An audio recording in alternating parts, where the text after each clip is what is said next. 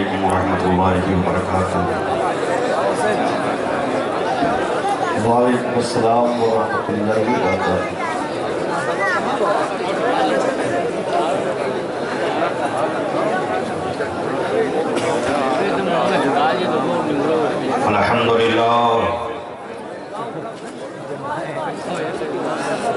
الحمدللہ وکفا والصلاة والسلام على عباده الذين اصطفى وعلى آله بدر الدجى وصحبه نجم الهدى اما بعد فاعوذ باللہ من الشیطان الرجیم بسم اللہ الرحمن الرحیم وما ارسلناک الا رحمتا للعالمین صدق اللہ العظیم وصدق رسولہ النبی الامین الکریم ونحن ولا ذلك لمن الشاہدین والشاکرین والحمد للہ رب العالمین۔ بارگاہ رسالت میں ادب و احترام کے ساتھ درود پاک کا نذرانہ پیش کریں۔ اللہم صلی علی سیدنا و شفیعنا اللہم صلی وسلم وبارک علی محمد و سلام علیہ یا رسول اللہ صلو علیہ صلی اللہ علیہ وسلم۔ ایسے کام نہیں چلے گا، ایک مرتبہ سب مل کر کے بآواز بلند پڑھ لیجئے صلی اللہ علیہ نبی کی امی کی والہ صلی اللہ علیہ وسلم صلاۃ و سلام علیک یا رسول اللہ صلی اللہ علیہ وسلم۔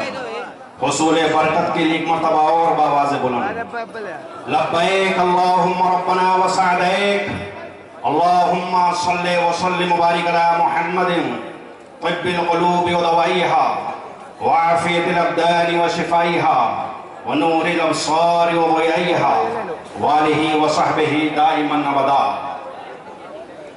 ادب کا حیث زیر آسمان زرش نازک تر نفس گم کردہ می آید جنید و بایزیدی جان بمصطفیٰ برسا خیش را کے دین ہماوس اگر باون نرسیدی تمام بولہ جیس۔ اللہ کی سرتابہ قدم شان ہے یہ، اللہ کی سرتابہ قدم شان ہے یہ، انسان نہیں انسان وہ انسان ہے یہ۔ قرآن تو ایمان بتاتا ہے انہیں، ایمان یہ کہتا ہے میری جان ہے یہ۔ قرآن تو ایمان بتاتا ہے انہیں، ایمان یہ کہتا ہے میری، بولو بھائی اور بلند آواز، یہ سے مراد ہمارے آقا صلی اللہ علیہ وسلم ہے۔ سبحان اللہ سبحان اللہ۔ قابل مبارکباد ہیں محبان انجمن محبان مصطفیٰ جنہوں نے اس جلسے کا انعقاد کیا اور دور دراز سے آئے ہوئے علماء کرام اور آپ تمامی حضرات اپنی مصروفیات کو چھوڑ کر کے نبی کریم صلی اللہ علیہ وسلم کی محبت میں اس جلسے میں شرکت کی سعادت حاصل کر رہے ہیں۔ دعا ہے رب تبارک و تعالی ہم تمامی لوگوں کو صحت و تندرستی اور اقبال میں برکتیں عطا فرمائے، اور آپ کے اس شہر کے چرمین عالی جناب الحاج افتخار احمد صاحب اور دیگر دانشوران قوم و ملت جو اس جلسے کی سرپرستی کر رہے ہیں، آپ حضرات کے سامنے حاضر ہیں۔ وقت بہت مختصر ہے، بس چند معروضات آپ کے سامنے پیش کر کے رخصت ہو جاؤں گا، اس لیے میرے بعد بھی ابھی بہت ساری انجمنیں ہیں، انشاءاللہ یہ پروگرام صبح تک چلے گا۔ آج صرف نبی کریم صلی اللہ علیہ وسلم کی ولادت کے تعلق سے چند معروضات پیش کر دوں کہ دیکھو میرے آقا کی ولادت جیسی ہوئی ہے کائنات میں کوئی بھی بچہ ایسا پیدا نہیں ہوا، واہ، کسی ماں نے جنم ہی نہیں دیا ہے جیسے میرے آقا کی ولادت ہوئی ہے۔ اللہ اکبر۔ آج ہمارے گھر میں بچہ ہوتا ہے تو سب پریشان ہو جاتے ہیں، ہاسپٹل بھی پہنچ جاتے ہیں، دادا بھی پہنچتے ہیں، نانا بھی پہنچتے ہیں، اور جیسے ہی اندر سے لیبر روم سے آواز آتی ہے، نرس آ کر کے کہتی کہ بچہ ہوا، بیبی کا ڈیڈی کون ہے؟ انہیں بولا میں، کہا کہ مبارک ہو لڑکا ہوا۔ اب اس کو پکڑ کر کے لوگ مبارکباد دے رہے ہیں مگر وہ خاموش کھڑا ہے۔ اتنے میں لیبر روم سے آواز آئی رونے کی، یہ اچھل پڑا اور باپ سے لپٹ گیا، کہاں باپ آپ دادا بن گئے، کوئی کہا میں نانا بن گیا۔ میں سوچنے لگا کہ اتنی دیر سے لوگ تمہیں مبارکباد دے رہے ہیں، تو خوش نہیں ہوا اور اب تو اچانک مبارکباد دینے لگا۔ کہا کہ حضرت نرس نے تو بتایا تھا مگر یہ نہیں بتایا زندہ پیدا ہوا کہ مردہ پیدا ہوا، زندہ ہوا کہ مردہ ہوا۔ میرے دوستو میں بتانا چاہتا ہوں کہ دنیا میں جتنے بچے پیدا ہوتے ہیں وہ اپنی زندگی کا اعلان رو کر کے کرتے ہیں، لیکن میرے آقا کی جب ولادت ہوئی تو روتے ہوئے نہیں، سارے روتے ہوئے کو ہنساتے ہوئے پیدا ہوئے۔ نعرہ تکبیر، نعرہ رسالت، علامہ شکیل صاحب قبلہ۔ اور ایک تماشا ہم نے ہاسپٹل میں دیکھا، وہ کیا، اب سب اس بچے کی طرف بڑھ رہے ہیں۔ بچے کو جب نہلا دھلا کر کے لایا جاتا ہے تو سب کی محبت امنگ پڑتی ہے، لوگ چومنے کے لیے بے قرار ہوتے ہیں، اور جیسے ہی بچہ پیدا ہوا بغیر نہلائے دھلائے اس بچے کو باپ کو دے دو، بہت چوما کرو، کس کرو، دادا سے بولو کس کرو، انہیں پھر جاتا۔ ارے میں نے کہا یہ تیرا ہی تو خون ہے، ارے خون ہے تو کیا ہوا، پورے خون میں لپٹا ہوا ہے۔ اب اسے نہلا دھلا کر کے جب دیا جاتا ہے تو اسے ہر ایک کوئی بوسہ لینے کے لیے تیار ہوتا ہے۔ میرے دوستو یاد رکھو جب میرے آقا کی ولادت ہوئی تو حضرت صفیہ بنت عبد المطلب پانی لے کر کے جا رہی تھی کہ آمینہ کے گھر میں بچہ پیدا ہونے والا ہے، حضرت عبداللہ کے گھر میں ولادت ہونے والی ہے، پانی لے کر کے جا رہی تھی، غیب سے آواز آئی، اے صفیہ یہ پانی کہاں لے جا رہی ہو؟ کہا پروردگار ولادت ہونے والی ہے، بچہ پیدا ہونے والا ہے، اس لیے پانی لے کر کے جا رہی ہو۔ تو غیب سے آواز آئی کہ اے صفیہ یہ کوئی اور کی ولادت نہیں ہو رہی ہے، یہ تو مصطفیٰ کی ولادت ہو رہی ہے۔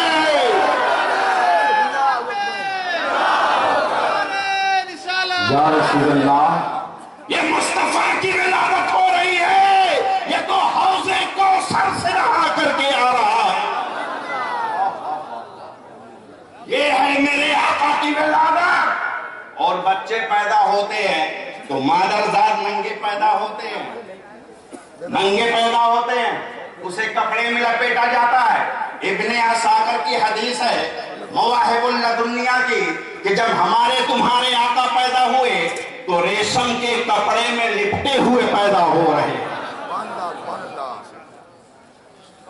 اب غور فرمائیں، ریشم کے کپڑے میں لپٹے ہوئے پیدا ہوئے اور پیدا ہوتے ہی سجدہ کیا۔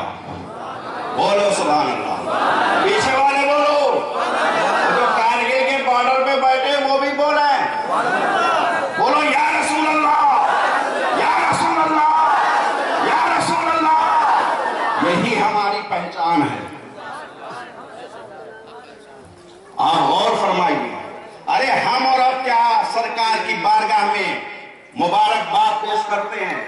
حدیث شریف میں آتا ہے کچھ لوگ میلاد النبی صلی اللہ علیہ وسلم کی مخالفت کرتے ہیں، یہ جلوس کو بدعت بتاتے ہیں، شرک بتاتے ہیں، حالانکہ ان کی ذمہ داری یہ ہے پہلے شرک کو سمجھ لیں پھر تب قوم کو سمجھائیں۔ ان کی نادانی یہ ہے کہ خود نہیں سمجھ رہے ہیں اور دوسروں کی ٹھیکے داری لیے بیٹھے ہوئے ہیں۔ جو چیز شرک نہ ہو اسے شرک کہا جائے، جو بدعت نہ ہو اسے بدعت کہا جائے۔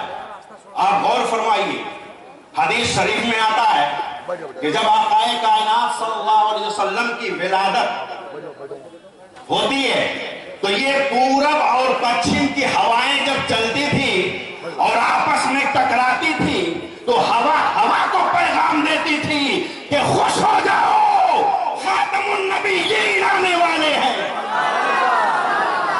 مصطفیٰ آنے والے ہیں۔ میرے دوستو، ایک جنگل بیابانوں میں جو درندے دوڑ رہے ہیں، درندے چل رہے ہیں، جب یہ درندہ درندے سے ملا کرتا تھا تو وہ ایک دوسرے کو مبارکباد دیا کرتا تھا کہ خوش ہو جاؤ، کارا ساز مسیحا آنے والا، ہمارا پرسش کرنے والا آنے والا ہے، مصطفیٰ آنے والے ہیں۔ اور میرے دوستو، یہ دریا کی مچھلیاں یہ جب چلتی تھی اور آپس میں ایک دوسرے سے ملتی تھی، وہ ایک دوسرے کو پیغام دیتی تھی کہ خوش ہو جاؤ، مصطفیٰ آنے والے ہیں، مسیحا آنے والے ہیں، خاتم النبیین آنے والے ہیں۔ تو میں کہتا ہوں، عقل کے اندھو، وہ درندہ ہی تم سے بہتر تھا جو نبی کو جان تو رہا تھا۔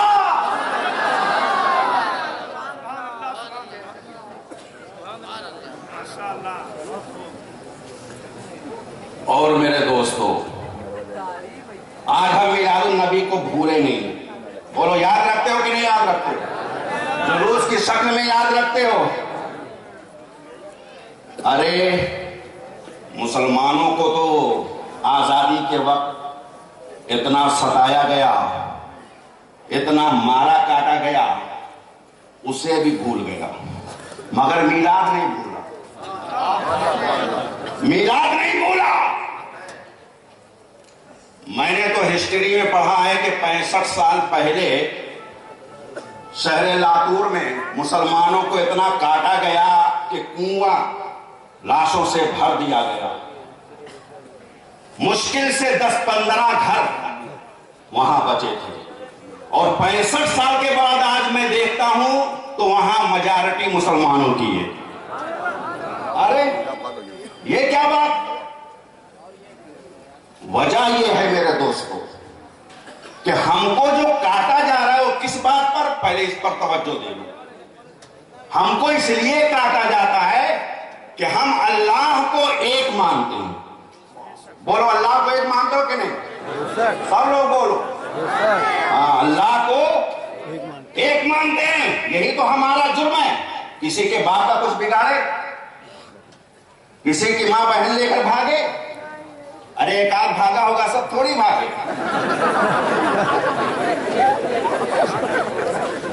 ہم نے کسی کا کچھ نہیں بگاڑا۔ ہمارا جرم یہ ہے کہ ہم اللہ کو ایک مانتے ہیں، رسول پر ہمارا ایمان ہے، یہی تو جرم ہے۔ تو وہ کیا کہتے ہیں؟ نہیں، ہزاروں کو مانو، کروڑوں کو مانو۔ ہم کہتے نہیں، کروڑوں کے بنانے والے کو مانتے ہیں، کروڑوں کے بنانے والے کو۔ تو اس کی سزا یہ دیتے ہیں کہ ہمیں کاٹتے ہیں۔ میں نے حیدرآباد کے ایک جلسے میں بولا کہ مسلمانوں کو ختم کرنا ہے تو فسادات بند کر دو، یہ مٹ جائیں گے، ختم ہو جائیں گے۔ کیوں؟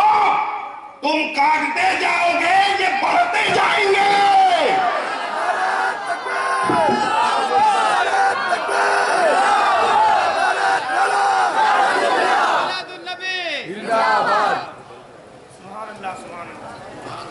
سور سال کو 36 بچے دیتا ہے، کہیں 10,000 سور اکٹھا نہیں پاؤ گے، اور بکری ایک بچہ دیتی ہے، کروڑوں کی تعداد میں کٹتی ہے، مگر بکری کی نسل ختم نہیں ہوتی۔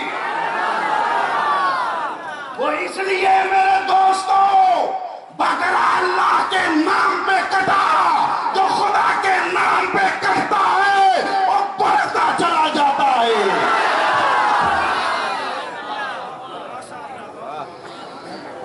اللہ اس میں برکتیں عطا فرماتا ہے۔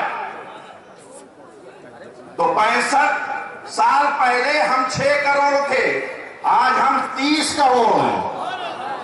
65 سال اور گزرنے دو، ہم نظر آئیں گے، تم کہاں جاؤ گے؟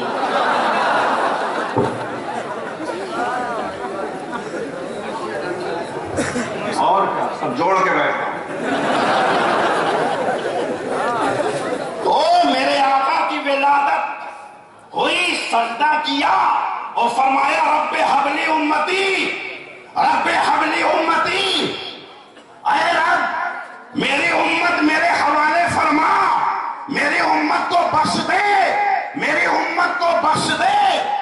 تو جب سرکار نے اپنی امت کو سجدے میں یاد کیا تو اب امت نے بھی قسم کھا لیا ہے کہ یا رسول اللہ آپ نے اپنی میلاد میں اپنی امت کو نہیں بھولے، تو آج ہم سنی مسلمان یہ قسم کھاتے ہیں کہ آپ کے میلاد کو قیامت تک نہیں بھولیں گے۔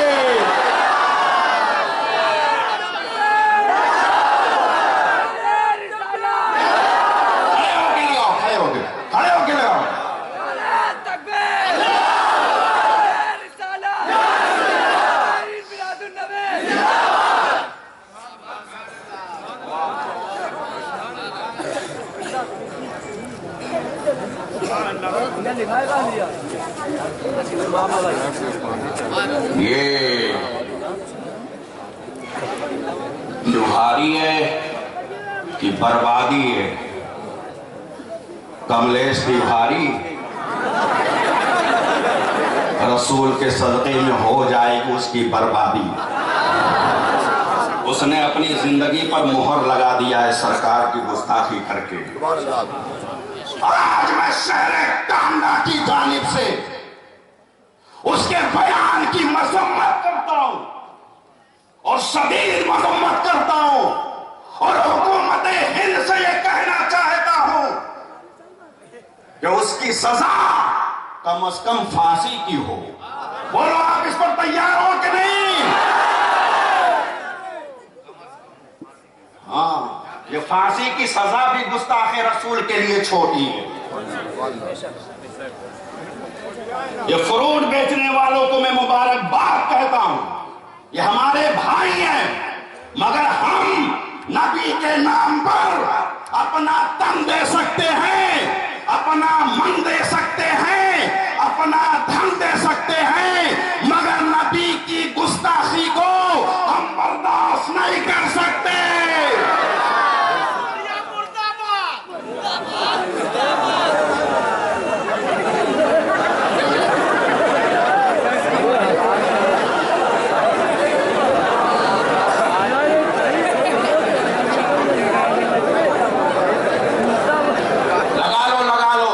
نعرہ لگانا ہے دل کھول کر لگا دو۔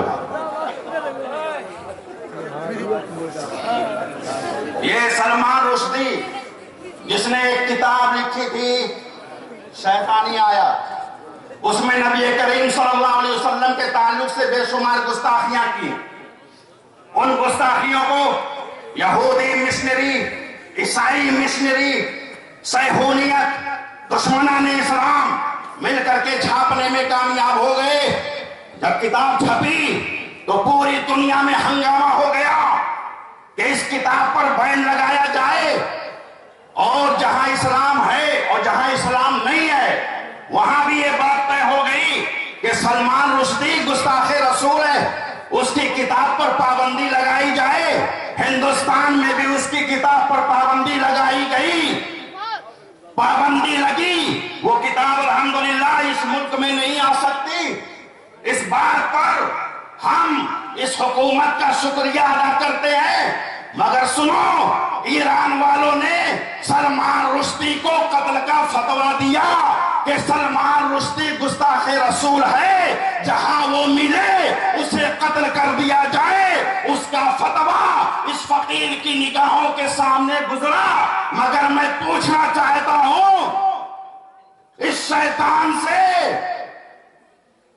کہ سلمان رشدی اس لیے مارا جائے گا کہ وہ گستاخ رسول ہے، مگر کچھ مولویوں نے بھی گستاخی کی۔ ہمارے ارشد منظری صاحب جانتے ہیں، ہمارے علماء جانتے ہیں، اپنی اپنی کتابوں میں تحذیر الناس میں، فتاوی رشیدیہ میں، الامداد میں، صراط مستقیم میں، تحفیت الایمان میں ایسی ایسی گستاخیاں کی ہیں کہ اگر سلمان رشدی بھی پڑھ لے تو اسے بھی شرم آ جائے۔ تو اے ٹانڈا کے سنی غیرتدار مسلمانوں، بتاؤ کہ پہلے سلمان رشدی کو مارا جائے یا پہلے انہیں ختم کیا جائے؟ خدا کی قسم، اگر فاروق اعظم کا دور ہوتا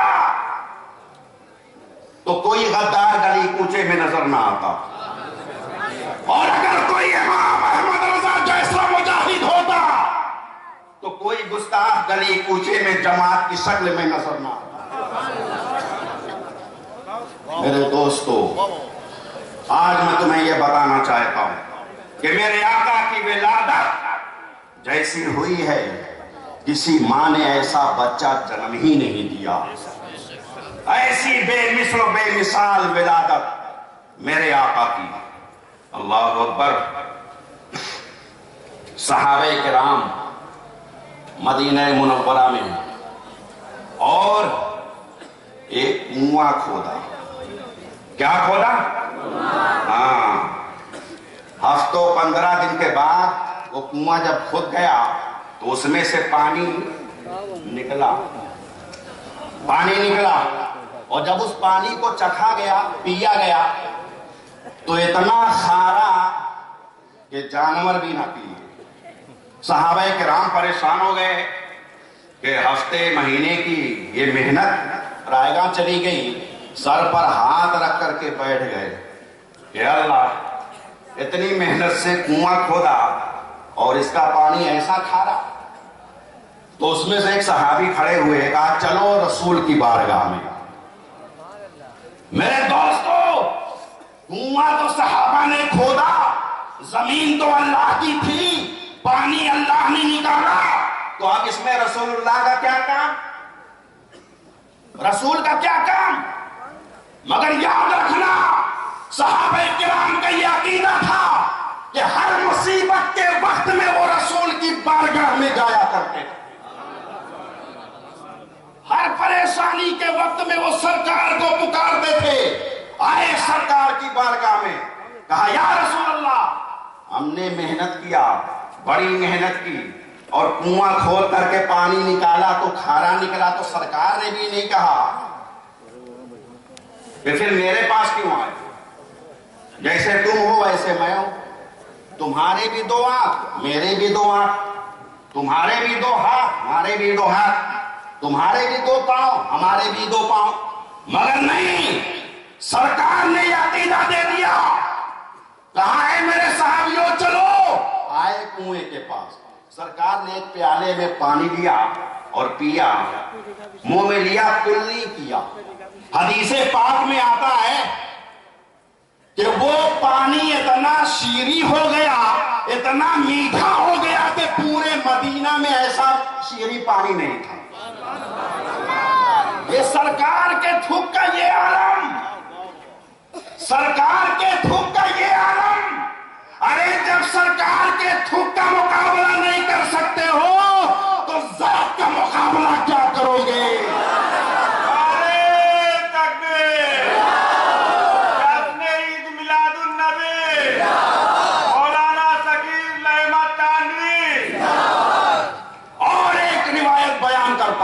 وقت بہت کم ہے، وقت ہوتا تو میں وضاحت سے بولتا، کیوں بپو بھائی؟ اور اگر پسند پڑے تو ایک بوریا آلو ہمارے گھر بھیج دیں، اڑوا مت بھیجنا۔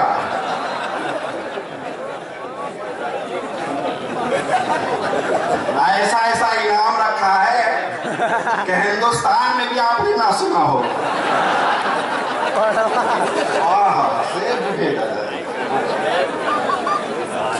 یہ محبت ہے، عقیدت ہے، جذبہ ہے یہاں کے نوجوانوں کا۔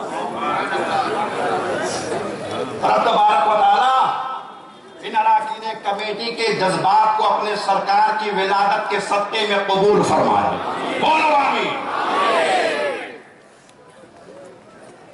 غزوہ خندق،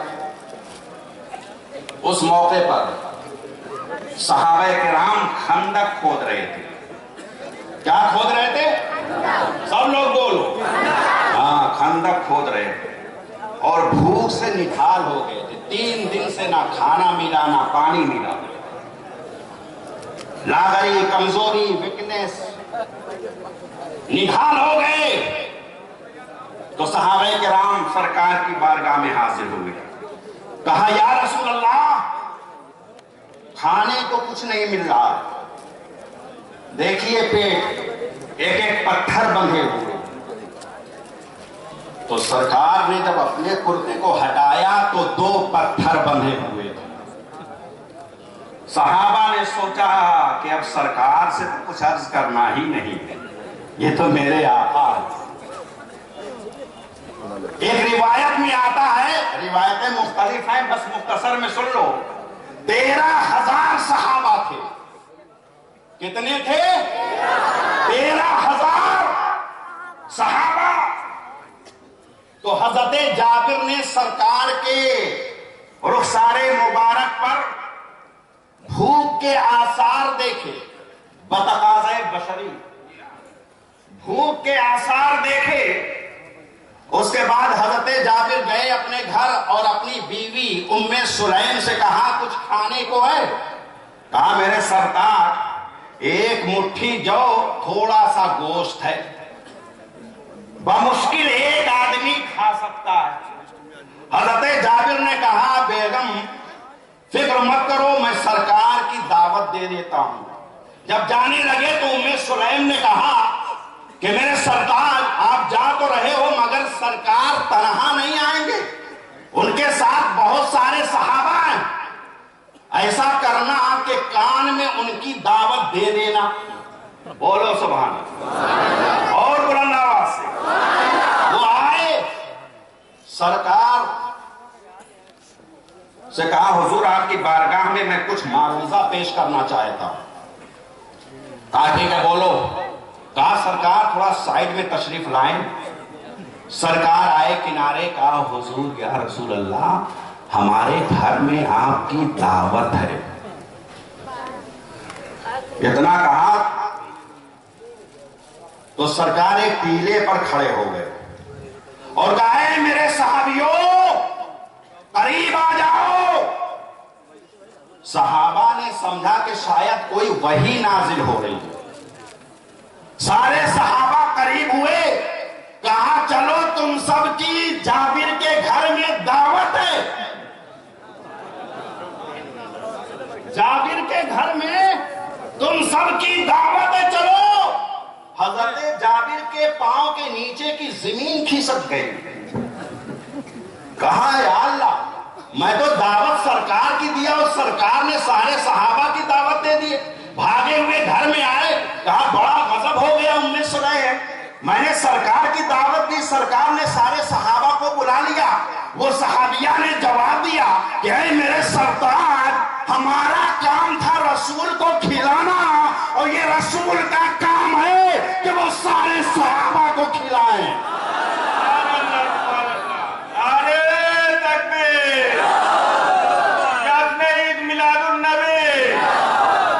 سرکار جماعت صحابہ کے ساتھ حضرت جابر کے گھر میں تشریف لاتے ہیں۔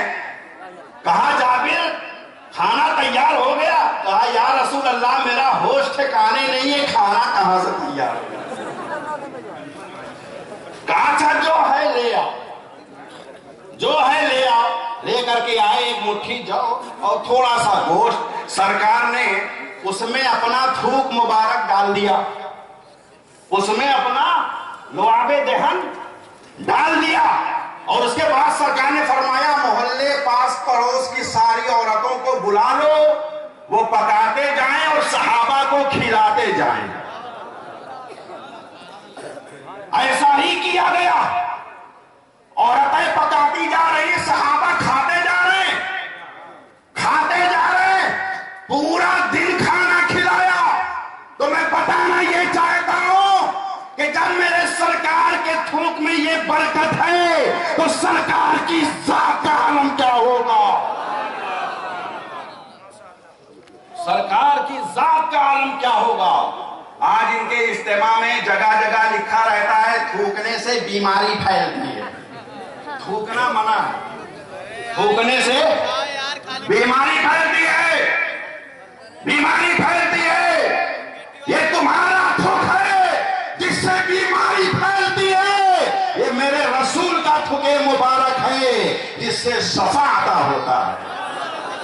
ذرا سا غور فرمائیے تو میرے سرکار کی ولادت باسعادت جیسی ہوئی ہے، کائنات عالم میں ایسا بچہ آج تک پیدا ہی نہیں ہوا ہے، دوسری طرف جانے کا موقع نہیں ملا۔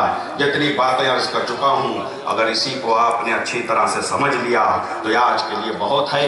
دعا ہے رب تبارک و تعالیٰ سرکار کے صدقے و طفیل ہم سب کی حاضری کو قبول فرمائے اور اس دنیا میں زندہ رکھے، تو سرکار کی محبت میں زندہ رکھے اور سرکار کی محبت میں موت دے۔ وآخر دعوانا ان الحمدللہ رب العالمین۔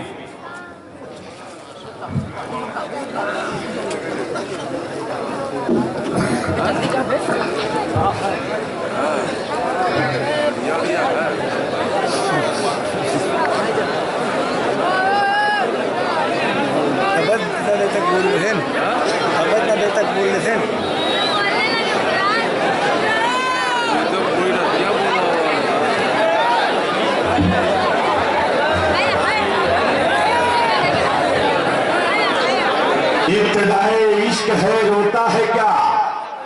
ابتدائے عشق ہے روتا ہے کیا؟ آگے آگے دیکھیے ہو